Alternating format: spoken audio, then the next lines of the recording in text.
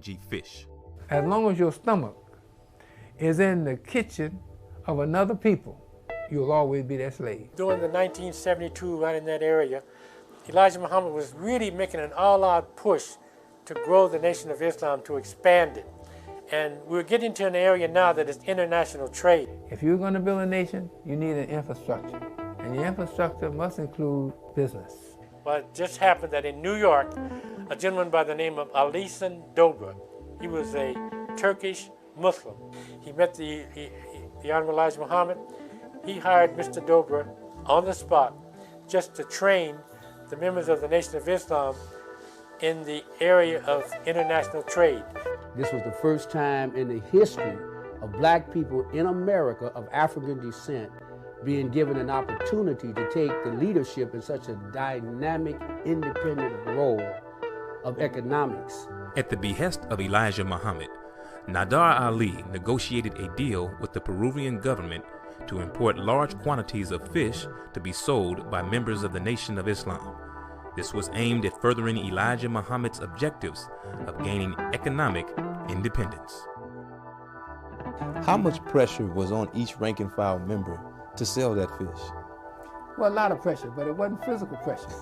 It was mental pressure. Usually a quota would be initiated, and the captain, who had control of the men, would implement a quota on you rather than you coming in telling them what you were willing to do. From the sale of Whiting H&G, the Nation of Islam grossed over $18 million a year. But such a massive business venture did not come without challenges. We unloaded 7 ships in the LA Harbor. We unloaded 7 ships ourselves in the LA Harbor. We came out on the docks to help. They said we were not union. And that was a union dock. So what the union people did, since we came out there, they said, well, we'll close down the docks. We won't do nothing. And we weren't going to allow nothing or nobody to stop us.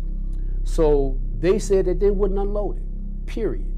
We had 20 trucks, we had our own men, we had 240 men, and the captain said, look, we'll take care of it ourselves. And he called them all to attention. And he told them what had to be done. And they say, well, look, you can't do that. This is a union dock. If we don't unload it, it won't be unloaded. Those brothers pulled off their coats after the longshoremen left and sat down. Their brothers pulled off their coats. They went inside the warehouse.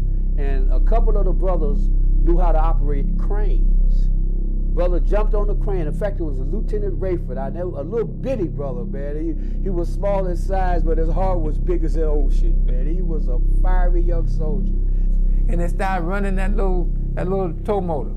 He operated and swung that big lift around, and brother began to stack it on. Just stack the fish on top of that bed. And started sending the fish down on the conveyor belt. We had our own trucks come in. Over 200,000 pounds on that first shipment, if I'm not mistaken. We unloaded it off the dock and started putting it on the truck. Shop stewardess came out and told us, now listen, the union is going to send some people over here to let you know that, you're not supposed to be doing this. So the captain said, man, don't worry about none of that, man. You do what you got to do. We're going to do what we got to do. We're not going to let our fish rot just because we are not in the union. The guy said, who's in charge? As soon as he said that, man, we stopped and the captain stepped straight to the point, man. Captain Ali Rashid was so cool. I remember he had a black outfit, and the captain said, I'm in charge, man. And the guy told the captain, said, well, look, you're in violation here. You can't do this. And the captain said, in violation of who and then of what? Who am I violating? Well, this is a union dock, and the union has to do this. You can't do it. The captain said, look, man, look at me. Captain said, these are our fish. These are our men. Allah's God, so what you want to do? 200 men, everybody was ready to do whatever. We was going to tear that dock up. And the man said, look, I ain't got nothing to do with this fish. I sure ain't got nothing to do with God, with Allah, so y'all handle your business. The captain said, you a smart boy. Here, take a piece of fish. Gave him a 5-pound box of fish, and we finished the work. And, that was it.